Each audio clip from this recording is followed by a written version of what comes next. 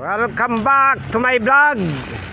Ang ating mga welder ay nag-overtime para sa ginagawa nilang bubong ng genset. Itong isa ay si RJ from Davao, at itong isa si Arnold from Davao din yan.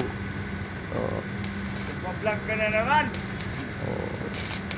Dalawa silang sa Kalam. Hataw sila mag-uti, damag daw sila ngayon, mga kabakal.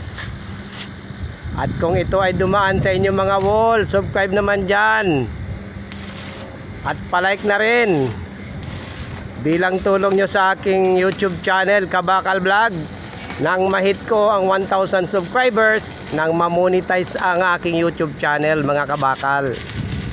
Balik tayo dito sa ating masisipag na welder. Ayan, bubong yan ang genset natin dahil magtatag-ulan na naman. Pagsapit ng tag-ulan, kailangan ay may bubong yung genset.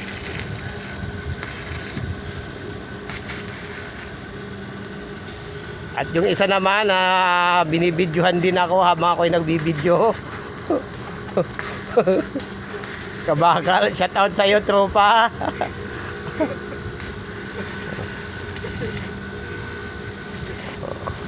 Dalawa silang sa Kalam. Hanggang dito na lamang ang aking video. God bless sa ating lahat at lagi mag-ingat sa ating mga sarili. Hanggang sa muli. Bye-bye.